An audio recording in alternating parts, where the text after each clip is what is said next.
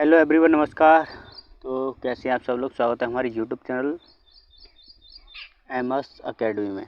और इसमें हम देखेंगे जो यूपीपीसीएस प्रीलिम्स 2022 जो 12 जून को होने वाला है, उसके दृष्टिकोण से जो जीएस प्लस करंट दोनों को ध्यान में रखते हुए हम प्रश्नों को करेंगे। और ये बिल्कुल ऑडियो लेक्चर है, इसको बस सिर्फ आप ईयरफोन लगाएं और सुन लें। आप अदरवाइज़ किसी अदर प्लेटफॉर्म पे जाएंगे तो आपको एक क्वेश्चन में जैसा टाइम करीब बहुत सारा टाइम लगा लेते हैं वो लोग। उसके बाद आपको उसका एक्सप्लेनेशन देते हैं हम आपको प्रश्न के साथ, क्योंकि हम ऑडियो लेक्चर दे रहे हैं ना कि हमारा लाइव जा रहा है और हम रिकॉर्डेड करके दे रहे हैं। तो हम देंगे क्वेश्चन का आंसर, उससे जो रिलेटेड फैक्ट हैं उसको हम, और ये सब करेंगे जो यूपी में एग्ज़ाम हुए हैं अभी तक उसको, और जो यूपीपीसीएस के लिए जो इम्पोर्टेंट है उसको भी करेंगे। चलिए पहला प्रश्न देखें। जीएसटी किस अनुच्छेद के तहत लागू किया गया। ये पिछली बार भी प्रश्न पूछा गया और अभी भी चांस है कि ये पूछा ही जाएगा, कि यूपीएसआई में भी पूछा गया। तो इससे रिलेटेड फैक्ट देखें कि जीएसटी किस अनुच्छेद के तहत लागू किया गया। तो ये अनुच्छेद 279 ए के तहत ये जीएसटी लागू किया गया।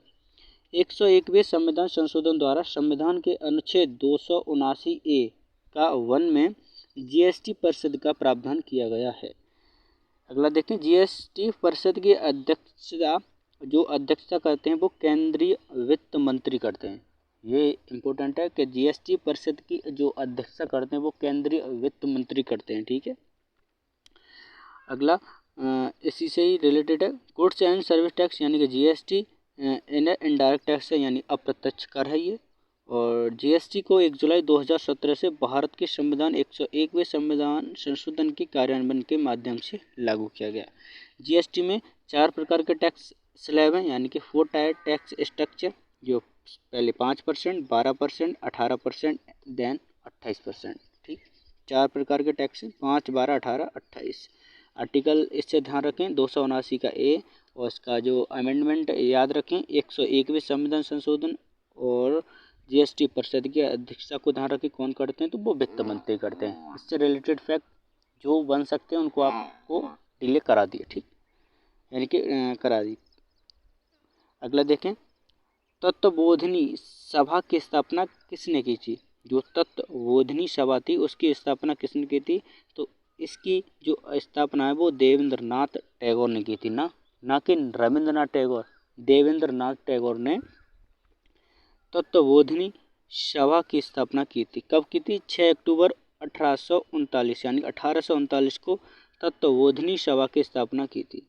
अगला देखें, सेबी की स्थापना किस वर्ष हुई थी। तो सेबी की स्थापना 12 अप्रैल 1988 को हुई थी, एंड जनवरी 30। 1992 में एक्यूरेट स्टडी स्टेटस। और अगला, security and exchange board of India SEBI. इसकी जो अगर फुल फॉर्म पूछे तो securities and exchange board of India, जनवरी में, यानी कि 12 अप्रैल यानी 30 जनवरी 1982 को भी एक्यूरेट यानी कि ASS। ठीक, अगला देखें, 712 में भारत पर आक्रमण किसने किया था। जो 712 ईस्वी है, इस समय भारत पर आक्रमण किसने किया था। तो इस समय भारत पर आक्रमण मोहम्मद बिन कासिम ने किया था। मोहम्मद बिन कासिम ने आक्रमण के समय सिंध का जो शासक था दाहिर था। उस समय जो सिंध का शासक था वो दाहिर था। और 1739 में मोहम्मद शाह के शासनकाल में नादिर शाह, जो कि ईरान में था, ईरान से आता है और वो भारत पर आक्रमण करता है। ईसा पूर्व यानी कि 326 ईसा पूर्व में सिकंदर सिंधु नदी को पार करके तक्षशिला की ओर बढ़ा और भारत पर आक्रमण किया। तैमूर या टैमरलैन ने 1398 AD में भारत पर आक्रमण किया था। अगर पूछे, ये तो 712 ईस्वी में, इसका आंसर तो हो गया मोहम्मद बिन कासिम ने आक्रमण किया। और अगर पूछे कि तैमूर ने आक्रमण कब किया, तो 1398 AD में भारत पर आक्रमण किया तैमूर ने। चीनी यात्री ह्वेनसांग ने हर्षवर्धन के शासनकाल में भारत की यात्रा की थी। ये भी इम्पोर्टेंट है। इसी से जो इम्पोर्टेंट है उन्हीं को हम देख रहे हैं। ठीक, तो ये आपको एक रिकॉल, आपने सब पढ़ा होगा, आपको बस एक लास्ट टाइम पर एक रिकॉल हो जाएगा तो ज़्यादा बेटर है। चीनी यात्री ह्वेनसांग ने हर्षवर्धन के शासनकाल में भारत की यात्रा की थी। अल-बरूनी का जन्म आधुनिक उज्बेकिस्तान में स्थित ख्वारिज़्म में हुआ था, यानी कि उसके जो महमूद गजनवी के सेना के साथ भारत की यात्रा की थी। मेगास्थनी यूनानी शासक सेल्यूकस का एक राजदूत था जो चंद्रगुप्त के दरबार में आया था। चीनी यात्री फायन चंद्रगुप्त द्वितीय के शासनकाल में आया था। जो चीनी यात्री फायन था वो चंद्रगुप्त द्वितीय के शासनकाल में आया था। और मेगास्थनी यूनानी शासक था जो सेल्यूकस का एक राजदूत था जो चंद्रगुप्त के दरबार में आया था। इत्सिंग एक चीनी यात्री था। जो इत्सिंग था वो एक चीनी यात्री था और बौद्ध भिक्षु था और वह नालंदा विश्वविद्यालय में 10 वर्ष तक रहा था। इब्न बतूता मोरक्को का यात्री था। जो इब्न बतूता था वो एक मोरक्को का यात्री था, यानी कि अगर इसके बारे में देखें तो ये मोहम्मद बिन तुगलक के काल में भारत आया था, MBT के काल में भारत आया था। इब्न बतूता मोरक्को का यात्री था। फिर देखें कि फायन भारत आने वाला पहला चीनी यात्री था जिसने चंद्रगुप्त द्वितीय यानी कि विक्रमादित्य के समय भारत की यात्रा की थी। चीनी यात्री फायन भारत। इसके अगर सन पूछे तो 402 ईसा पूर्व। ओपेक की स्थापना कब हुई थी, इसके बारे में पूछा तो इसकी स्थापना सितंबर 1960 में हुई थी, बगदाद इराक में हुई थी। ठीक। ओपेक में जनवरी 2020 में इक्वाडोर ने सदस्यता छोड़ दी। जो ओपेक है उसमें जनवरी 2020 में इक्वाडोर ने उसकी सदस्यता छोड़ दी। वर्तमान में अगर इसके सदस्य देखें तो 13 सदस्य हैं। इसके सदस्य इनके सदस्यों को देख लें तो ओपेक के जो सदस्य हैं वो 13 हैं। और इनके जो सदस्य हैं उनके नाम देखिए: Saudi Arab, Algeria, Iran, Iraq, Kuwait, Angola, संयुक्त अरब अमीरात यानी UAE, नाइजीरिया, लीबिया तथा Venezuela, Gabon, Guinea, Congo, Ecuador, Indonesia, Qatar इसके पूर्व सदस्य थे। तेल निर्यातक देशों के संगठन ओपेक। जो ओपेक है वो तेल निर्यातक देशों का संगठन है। Organisation of petroleum export countries, इसकी फुल फॉर्म है वो organisation of the petroleum exporting countries. एक अंतर्राष्ट्रीय संगठन है। दुनिया के जिन देशों में तेल निकलता है उन देशों ने मिलकर इस संगठन को बनाया है ओपेक। ये अभी न्यूज़ में थोड़ा तो इसको ध्यान में रखें। इसके सदस्य कितने तो 13 हैं, बस इतना रखें। इसकी स्थापना को भी ध्यान में रख लें 1960 सितंबर में, और इसे बगदाद इराक में। हेडक्वार्टर इसका देखें तो इसका हेडक्वार्टर को वियना ऑस्ट्रेलिया में, ऑस्ट्रिया ठीक, ना कि ऑस्ट्रेलिया, ऑस्ट्रिया, वियना ऑस्ट्रिया में इसका हेडक्वार्टर है। ओपेक के अस्तित्व में आने के बाद जो ओपेक आया था उसकी शुरुआत में 5 वर्षों तक इसका मुख्यालय जिनेवा में था। शुरू में इसका यानी कि जिनेवा स्विट्जरलैंड में था, किंतु 1 सितंबर 1965 यानी कि 1965 को इसका मुख्यालय ऑस्ट्रिया के वियना में स्थानांतरित कर दिया गया। ओपेक। अब देखें अस्पृश्यता का अंत किस अनुच्छेद में वर्णित है। जो अस्पृश्यता है वो इस कॉन्स्टिट्यूशन के किस आर्टिकल में इसका उल्लेख है, तो आर्टिकल 17 में इसका उल्लेख है। ठीक, इसके बारे में अब देख लें। समता या समानता का अधिकार वो अनुच्छेद 14 से 18 है। अगर राइट ऑफ इक्वलिटी वो आर्टिकल नंबर 14 से 18 में। आर्टिकल 14 में वैदिक समक समानता, आर्टिकल 15 में धर्म, मूल, जात, लिंग या जन्म के आधार पर विभेद का प्रतिषेध नहीं किया जा सकता किसी से। और आर्टिकल 16 लोक नियोजन के विषय में अवसर की समानता। आर्टिकल 17 अस्पृश्यता का अंत। आर्टिकल 18 उपाधियों का अंत। ठीक, अगला देखें।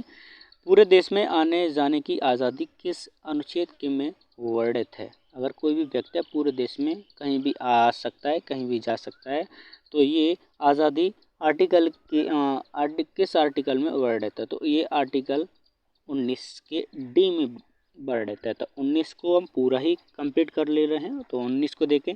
19 के ए में है कि बोलने की आज़ादी है, आपको आप बोल सकते हैं। 19 बी में है कि सभा की आज़ादी, आप अपनी सभा बना सकते हैं और कहीं भी अपनी आप सभा बना सकते हैं। आर्टिकल 19 सी संघ बनाने की आज़ादी है, आप संघ भी बना सकते हैं। अनुच्छेद 19 डी पूरे देश में आने जाने की आज़ादी है आपको। 19 ई पूरे देश में बसने की रहने की आज़ादी। अगर आप पूरे देखो, डी में आप पूरे देश में रह रहे हो, ई में उसके बाद आप रह रहे हो तो कहीं बसोगे, तो ई बसने के लिए। अगर आप बसोगे उसके बाद कोई व्यापार भी करोगे तो 19 जी में कोई व्यापार एवं जीविका की आज़ादी। आप किसी भी प्रकार का अपना व्यापार चालू कर सकते हो।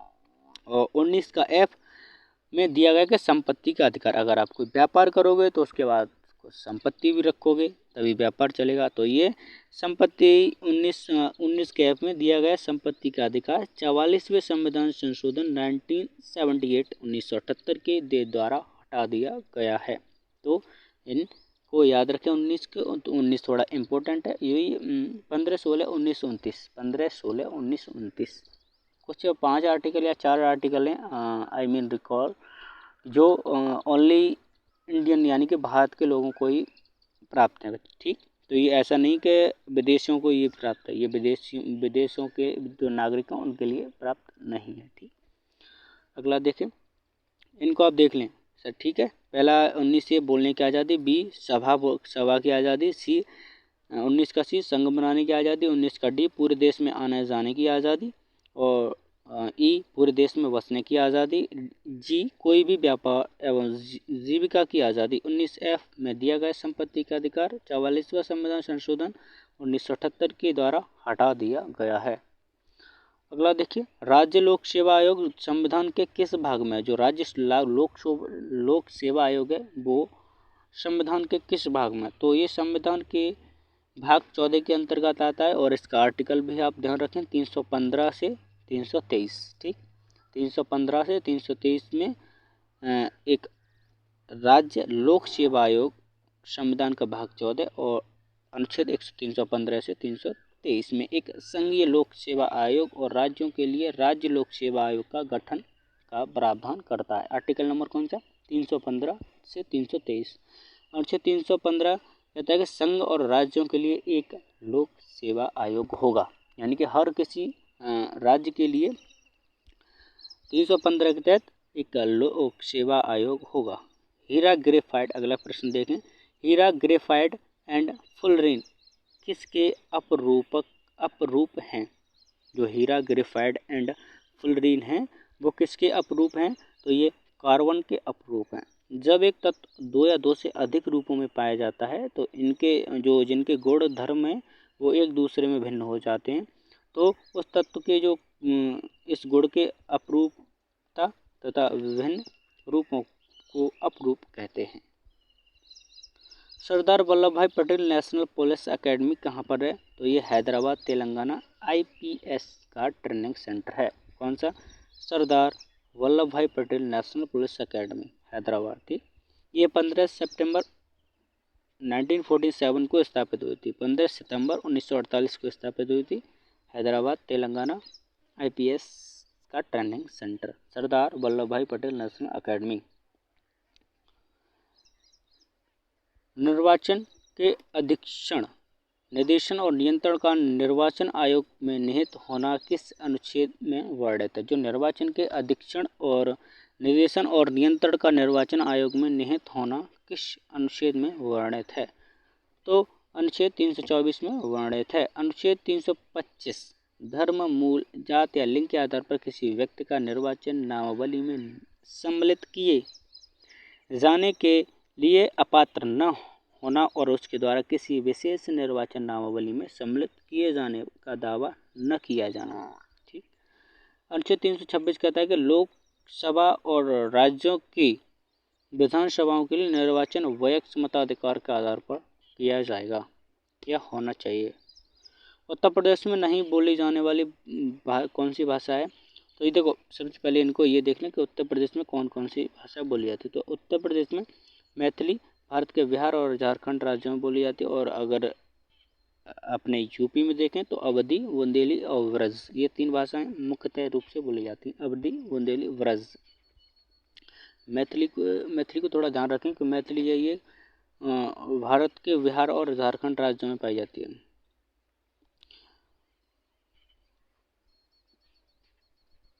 अगला देखें, महाबलीपुरम में स्मारकों का समूह कहाँ पर है? जो महाबलीपुरम के स्मारक हैं उनका समूह कहाँ पर है? तो उनका समूह तमिलनाडु में है। महाबलीपुरम समूह को देखें, पंच रथ, गणेश रथ, गुफा मंदिर, गंगा का अवतरण, शोर मंदिर, ओलकनेश्वर मंदिर, मुकुंद नायनार मंदिर और पेदारी रथ और वेलनी कुट्टी रथ। मुख्य सूचना आयुक्त की नियुक्ति कौन करता है? जो मुख्य सूचना आयुक्त होते हैं वो appoints the chief information commissioner of India, तो प्रेसिडेंट यानी कि राष्ट्रपति। हिंदी में प्रथम ज्ञानपीठ पुरस्कार किसे दिया गया था? जो हिंदी में वो प्रथम ज्ञानपीठ पुरस्कार किस व्यक्ति को दिया गया था? तो वो सुमित्रा नंदन पंत को 1968 में हिंदी का प्रथम ज्ञानपीठ पुरस्कार दिया गया था, सुमित्रा नंदन पंत। इंग्लिश का अगर हम देखें तो इंग्लिश का 2018 में यानी कि 2018 में अमिताभ घोष को दिया गया था। अगर 55वें हम ज्ञानपीठ पुरस्कार की बात करें तो 19 नवंबर 2019 को प्रसिद्ध मलयालम कवि अक्कीतम अच्युतम नंबूदरी को दिया गया था। और 1955 फर्स्ट जी शंकरा कुरम, मलयालम में अगर हम देखें तो जी शंकरा कुरम। 8वीं अनुसूची में शामिल भारतीय भाषाओं और अंग्रेजी में लिखने वाले भारतीय लेखकों को दिया जाता है ये पुरस्कार यानी कि ज्ञानपीठ पुरस्कार।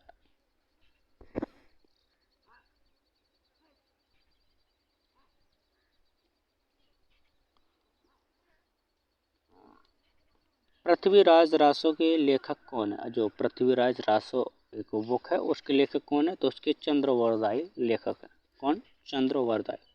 भाषा के आधार पर गठित प्रथम राज्य कौन सा है? तो 1 अक्टूबर 1953 को आंध्र प्रदेश राज्य है, वो भाषा के आधार पर प्रथम गठित राज्य है। रेपो रेट क्या है? इसको रेपो रेट के बारे में देखें कि रेपो रेट है वो एक वाणिज्यिक बैंक भारतीय रिजर्व बैंक से कर्ज लेते हैं। रेपो रेट क्या है? तो रेपो रेट क्या है कि जो वाणिज्य बैंक है ना वो भारतीय यानी रिजर्व बैंक आरबीआई से कर्ज लेते हैं। इससे बैंक इस लोन पर रिजर्व बैंक को जिस ब्याज दर चुकाते हैं उसे रेपो रेट देते हैं। जैसे आरबीआई है, आरबीआई से कोई लोकल बैंक है या सॉरी वाणिज्यिक बैंक अगर उससे जो पैसा लेगी, ठीक, उस पैसे पे जो रेट मिलेगा तो उसे क्या बोलेंगे हम? Repo rate. ठीक, रेपो वह दर है जिस पर बैंक आरबीआई में अल्प अवधि के लिए उधार ले सकते हैं। कुछ टाइम के लिए आप उधार ले सकते हैं, उसे हम क्या कहेंगे? उस अल्प अवधि में जो हम आपसे टैक्स लेंगे यानी कि आरबीआई जो आपसे टैक्स लेगी तो वो उसे बोलेंगे हम रेपो रेट। ठीक, रिवर्स रेपो रेट क्या है? तो रिवर्स रेपो रेट देखें वह एक दर होती है, जो ये एक दर है जिस पर बैंकों को उनकी ओर से आरबीआई में जमा धन ब्याज मिलता है, यानी कि ऐसे रिवर्स रेपो रेट। देखो, रिवर्स रेपो रेट जो आरबीआई में जो वाणिज्यिक बैंक है जो आरबीआई में जमा करेंगी और जो उस पर जो ब्याज मिलेगा बैंकों को उसे बोलेंगे रिवर्स रेपो रेट, यानी बैंक को बैंक से ब्याज। नगद आरक्षित अनुपात यानी CRR, प्रत्येक बैंक को अपनी कुल नकदी का एक निश्चित हिस्सा रिजर्व बैंक के पास रखना ही होता है। अगर कोई बैंक है वो अपनी जो उसकी कुल नकदी है उसका निश्चित एक हिस्सा तय कर लें, कम 1/3 1/4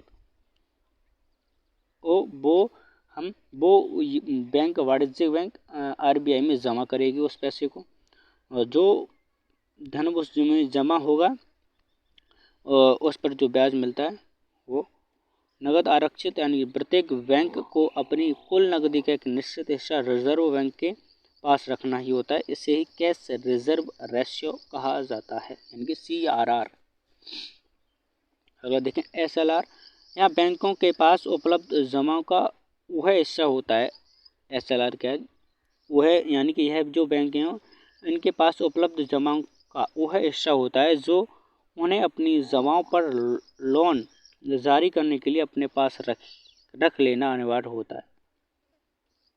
वैधानिक तरलता अनुपात कहते हैं इसे हम, वैधानिक तरलता अनुपात।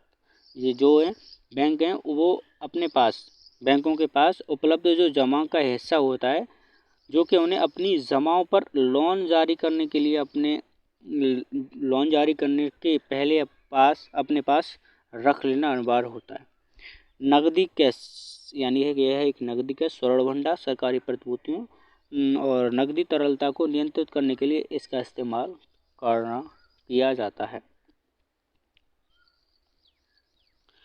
Where was the first international park established in India?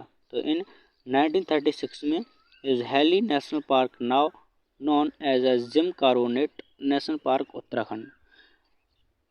First अगर अंतर्राष्ट्रीय पार्क देखें तो इंडिया में 1936 में बनाया गया था। इसका पहले नाम था हेली नेशनल पार्क और अब इसका नाम चेंज है जिम कार्बोनेट नेशनल पार्क, ये उत्तराखंड में है।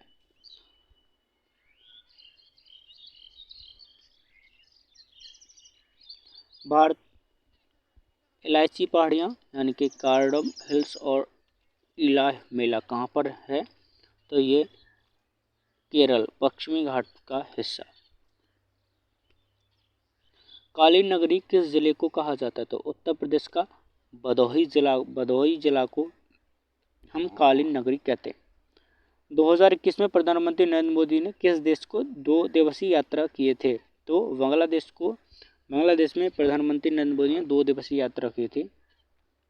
22 से 25 सितंबर 2021 को यूएसए में गए थे और जो बांग्लादेश में गए थे वो 26 को और 27 को ये बांग्लादेश में गए और 22 से 25 सितंबर 2021 को यूएसए में और 29 से 31 अक्टूबर 2021 को G20 रोम समिट यानी कि रोम इटली में गए थे और 1 से 3 नवंबर 2021 को United nation climate change conference United nation and United kingdom. अगला देखें 90 यानी कि 99वां संविधान संशोधन 2014 किससे संबंधित है? तो ये उच्चतम न्यायालय एवं उच्च न्यायालय के न्यायाधीशों की नियुक्ति के लिए कॉलेजियम प्रणाली के स्थान पर एक निकाय राष्ट्रीय न्यायिक नियुक्ति की स्थापना की। तो सर्वोच्च न्यायालय ने वर्ष 2015 में इस संशोधन को असंवैधानिक एवं शून्य घोषित करते हुए कॉलेजियम प्रणाली को फिर से बहाल कर दिया। तो कॉलेजियम प्रणाली के विपक्ष में दूसरी प्रणाली, उस प्रणाली का नाम उच्चतम न्यायालय उच्च न्यायालय के न्यायाधीशों की नियुक्ति के लिए कॉलेजियम प्रणाली के स्थान पर एक राष्ट्रीय न्यायिक नियुक्ति आयोग, ठीक है, राष्ट्रीय न्यायिक नियुक्ति आयोग ला रहे थे कॉलेजियम के स्थान पर। तो उसको उच्चतम न्यायालय ने यानी कि सर्वोच्च न्यायालय ने उसे निरस्त कर दिया गया 2015 में संविधान संशोधन को और फिर से ये बहाल रखा उसको कॉलेजियम को। ठीक, 101 बस आप कुछ संविधान संशोधन देख लें, कई बार जब 99 में पूछा तो उससे आगे के भी देख लें और कंटिन्यू हम सारे जो इम्पोर्टेंट है वो सारे कर ही लेंगे। 101वां संविधान संशोधन तो 2017 वस्तु एवं सेवा यानी जीएसटी की शुरुआत पर लगाया गया था 101वां संविधान संशोधन। ठीक, और 100वां संविधान संशोधन देखें तो 2014 में भारत और बांग्लादेश के बीच 1974 भूमि का सीमा समझौता के तहत भूखंडों का आदान प्रदान किया गया था। 100वां यानी कि 100वां दान क्रिया यानी कि भूखंडों का जो बांग्लादेश और भारत के बीच जो 1974 में किया था, इतना ध्यान रखें।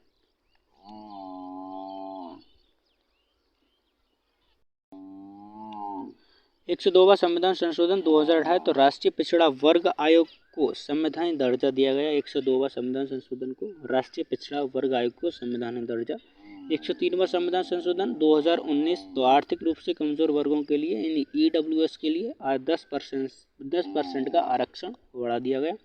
और अगर हम देखें तो 104वां संविधान संशोधन दिसंबर 2019 में हुआ और लोकसभा और विधानसभाओं में अनुसूचित जाति और जनजातियों के लिए आरक्षण की अवधि 10 वर्ष तक बढ़ा दी गई।